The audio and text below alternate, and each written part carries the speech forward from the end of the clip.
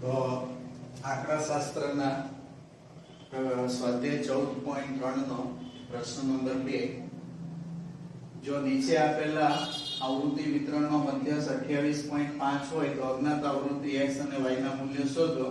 વર્ગ અંતરાલ આપેલા છે અને આવૃત્તિ આપેલી છે, એમાં બે આવૃત્તિઓ ખબર નથી x અને y જે આપણે શોધવાની છે. તો વર્ગ અંતરાલ આપણે જે આડું કોષ્ટક છે ને ઊભા કોષ્ટકમાં પરિવર્તિત કરીએ તો 0 થી 10, 10 થી 20, 20 થી 30, 30 થી 40, 40 થી 50, 50 થી 60. આવૃત્તિ પહેલા વર્ગની આવૃત્તિ 5, બીજા વર્ગની આવૃત્તિ x, ત્રીજા વર્ગની આવૃત્તિ 20, ચોથા વર્ગની આવૃત્તિ 15, પાંચમા વર્ગની આવૃત્તિ y, છઠ્ઠા વર્ગની આવૃત્તિ 5 અને ટોટલ આવૃત્તિ 60 છે.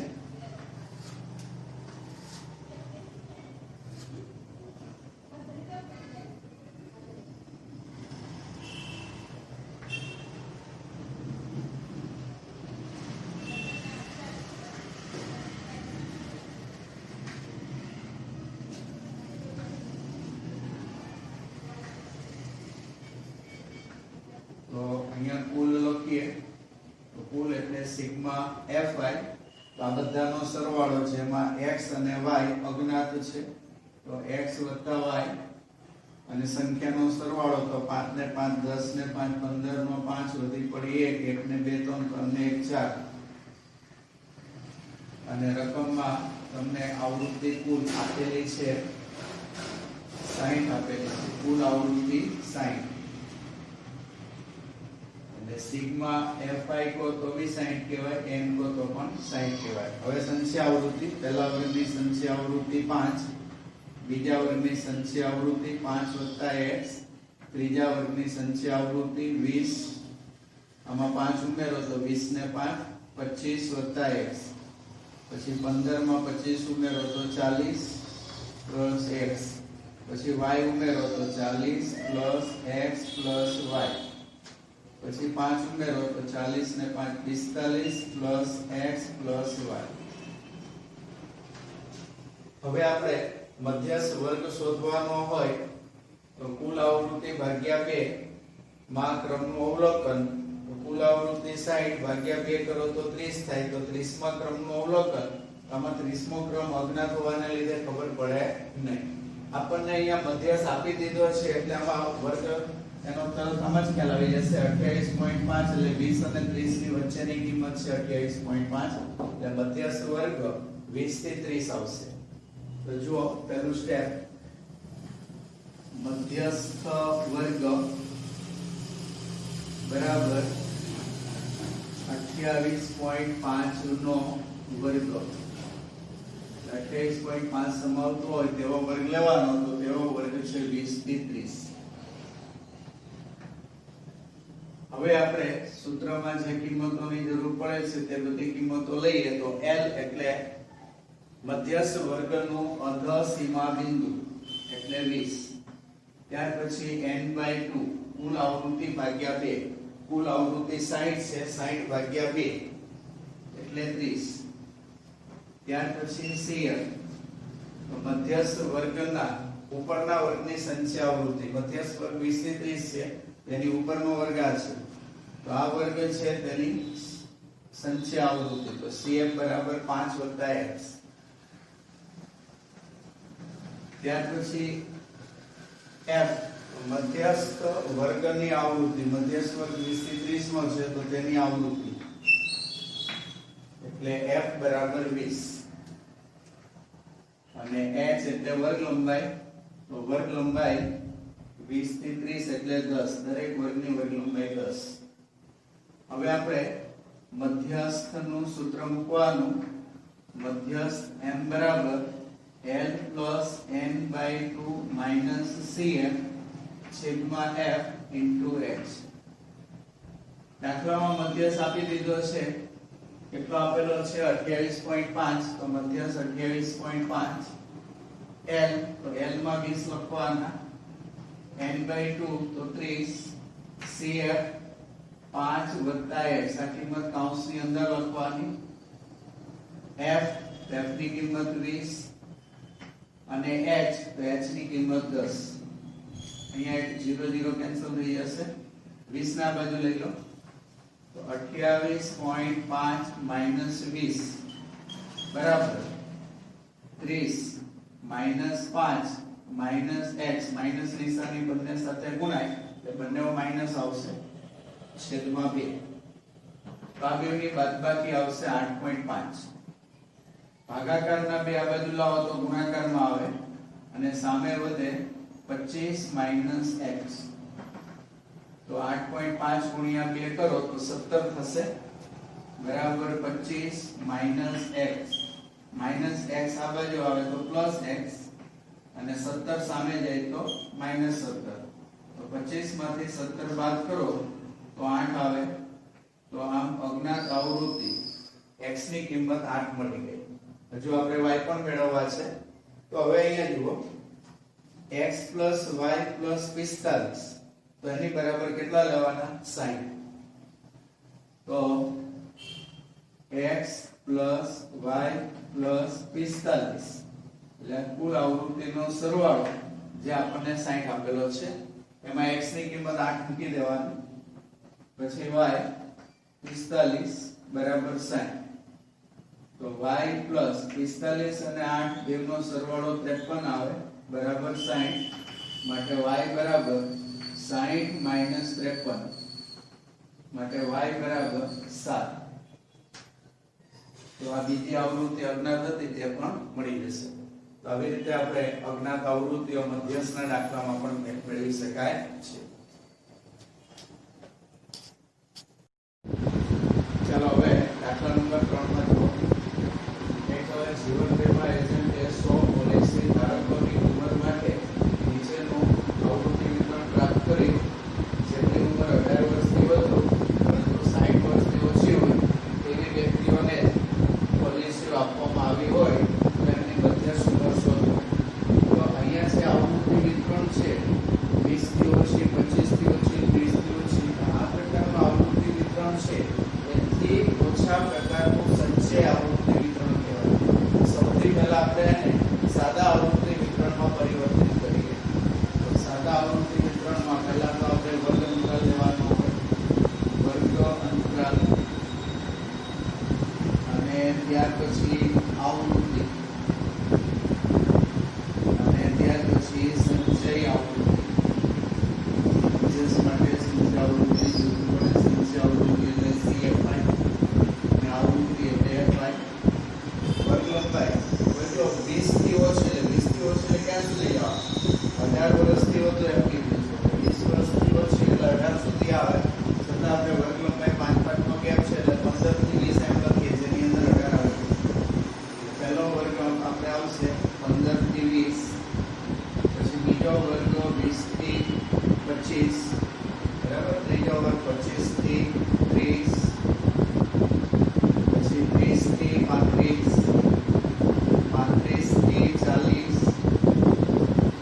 40 થી 45 45 થી 50 50 થી 55 અને 55 થી 60.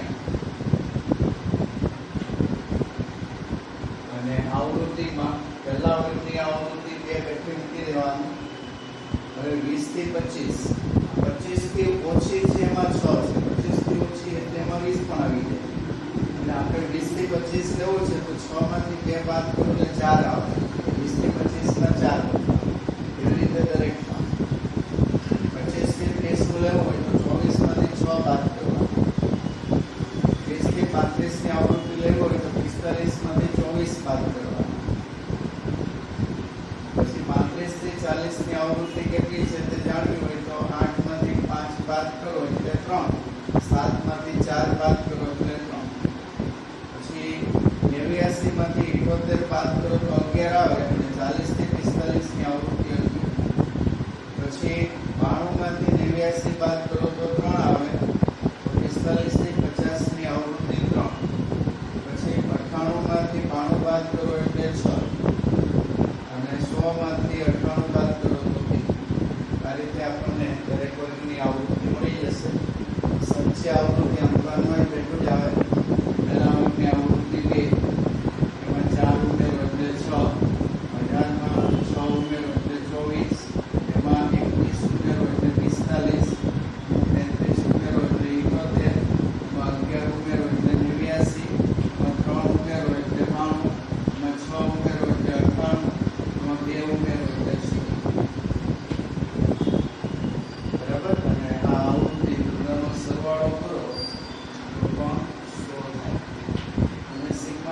fi લખો કે n લખો, બંને એક જ સરખું કહેવાય.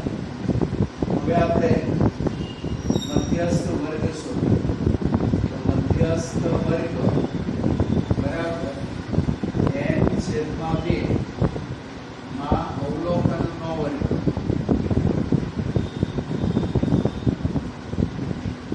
n/2 માં અવલોકનનો વર્ગ. n ટોટલ કેટલા છે? 100 છે. તો 100/2 માં અવલોકનનો વર્ગ.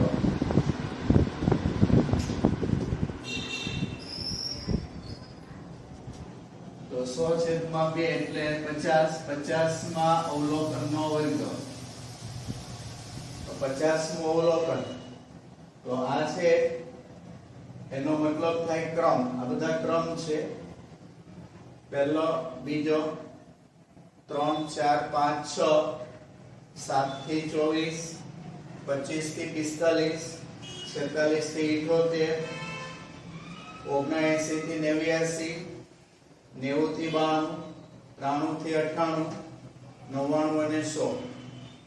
તો આ ક્રમમાં 50 નંબરનો ક્રમ ક્યાં આવે? તો 50 નંબરનો ક્રમ આમાં આવશે 46 થી 78 છે.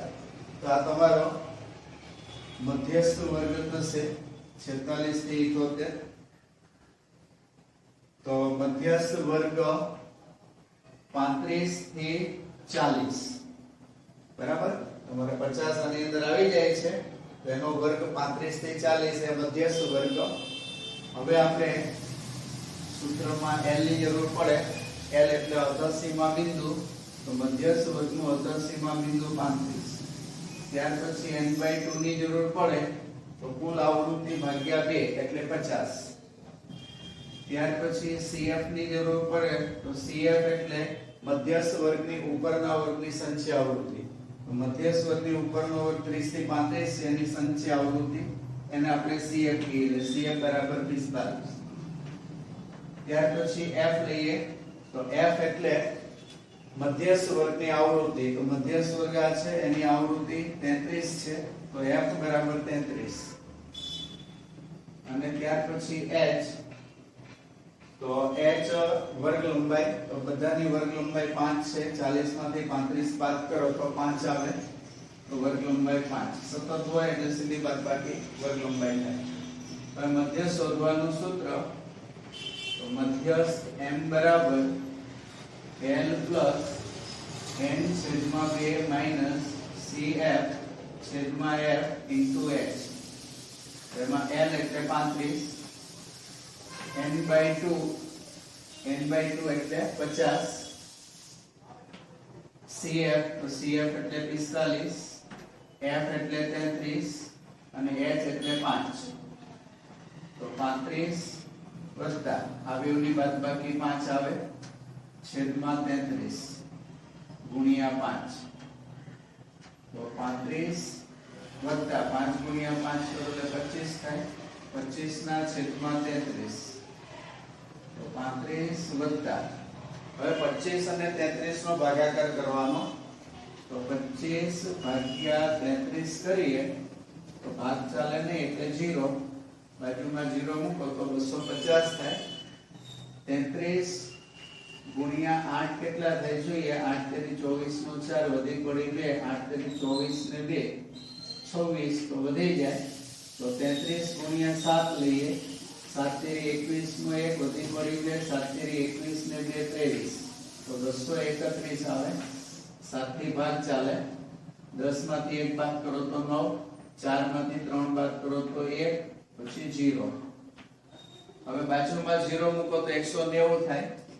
તો 33 ગુણ્યા 6 કરીએ કેટલા થાય? 6 તેરી 18 વધી પડી 1. 6 તેરી 18 ને 19. તો વધી જાય છે. તો 33 ગુણ્યા 5 કરવાના. 5 તેરી 15 નો 5 વધી પડી 1. 5 તેરી 15 ને 100. તો 5 થી ભાગ ચાલે તો 165. 10 માંથી 5 જાય તો 5. 8 માંથી 6 જાય તો 2, પછી 0. ફરી પાછા 0 મૂકીએ તો ફરી પાછા 7 થી ભાગ ચાલે. હવે આગળ કંઈ કરવાની જરૂર નથી. આપણે પોઈન્ટ પછીના બે અંક લઈએ. છેલ્લો અંક આપણે કાઢી નાખવો છે.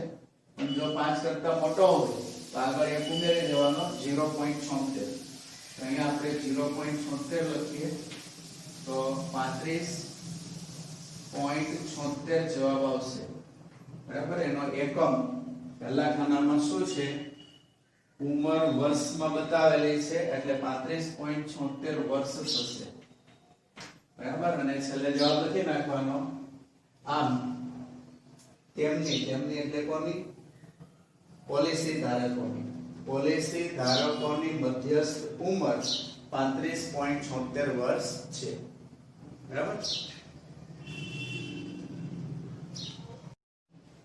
ચાલો હવે દાખલા નંબર 4 માં જુઓ એક છોડના 40 પાંદડાઓની લંબાઈ ખૂબ જ નજીકના મિલીમીટર સુધી માપવામાં આવી છે અને મેળવેલી માહિતી નીચેના કોષ્ટકમાં દર્શાવી છે તો પાંદડાઓની મધ્યસ્થ લંબાઈ શોધો પાંદડાઓ કુલ 40 છે 40 એ 40 પાંદડાઓને ક્રમમાં ગોઠવી દીધા હોય નાનું એનાથી મોટું એનાથી મોટું એનાથી મોટું તો વચ્ચે જે પાંદડું હોય પાંદડાની લંબાઈ કેટલી એમ પૂછેલી છે એના માટે આપણે મધ્યસ્થ મેળવવો પડે તો મધ્યસ્થ માટે અહીંયા આવૃત્તિ પેલા વર્ગ લંબાઈ આપી છે બરાબર અને આવૃત્તિ આપેલી છે તમારે એમાં જરૂર પડે ફક્ત સંચય આવૃત્તિ તો સંચય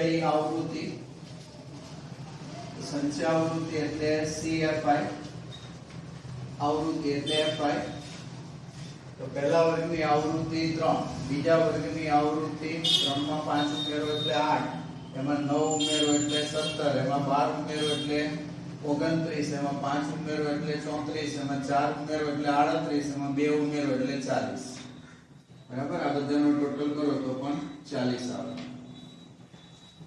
હવે આપણે મધ્યસ્થ વર્ગ શોધીએ તો મધ્યસ્થ વર્ગ બરાબર n/2 માં ક્રમનું અવલોકન સંચય આવૃત્તિ છે ક્રમ માટેની છે તો n/2 n ટોટલ કેટલા છે 40 છે તો 40/2 માં ક્રમનું અવલોકન એટલે કે 20મા ક્રમનું અવલોકન તો 20 નંબરનું પાંદડું એનો વર્ગ કયો આવે તે આપણે જોવાનું આ પાંદડા છે 3 પાંદડા છે ક્રમમાં ગોઠવેલા હોય નાનું એનાથી મોટું પછી 4 નંબર થી 8 નંબર સુધીના પાંદડા છે આ 9 નંબર થી 17 નંબર સુધીના પાંદડાઓ ચડતા ક્રમમાં લંબાઈના ચડતા ક્રમમાં છે 18 થી 29 નંબર સુધીના પાંદડા છે તો તમારે જો 20 નંબરનું કીધું છે 20મા ક્રમનું અવલોકન તો 20 નંબરનો ક્રમ આમાં આવી ગયો બરાબર 18 19 20 તો 20 નંબરનો ક્રમનો જે પાંદડું છે એ વચ્ચેનું પાંદડું કહેવાય તો એને વર્ગ આવશે 145 થી 153 તો 145 થી 153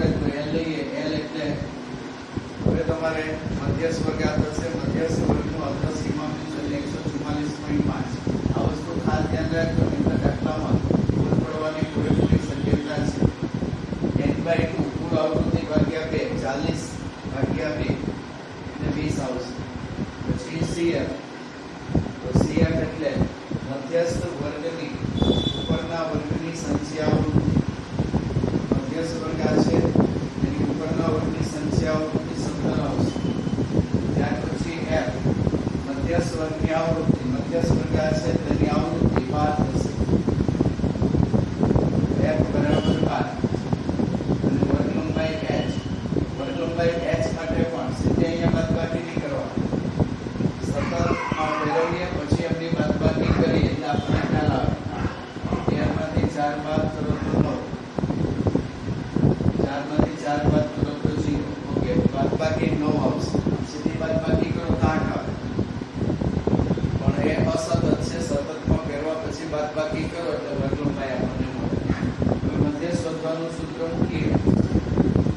રેડિયસ n બરાબર l પ્લસ n છેદમાં 2 માઈનસ cr છેદમાં f ઇન્ટુ h.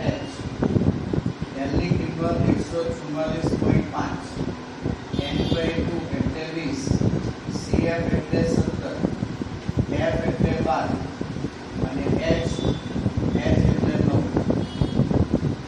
144.5 પ્લસ આ બેની બાદબાકી 3 છેદમાં 12 ગુણ્યા 9.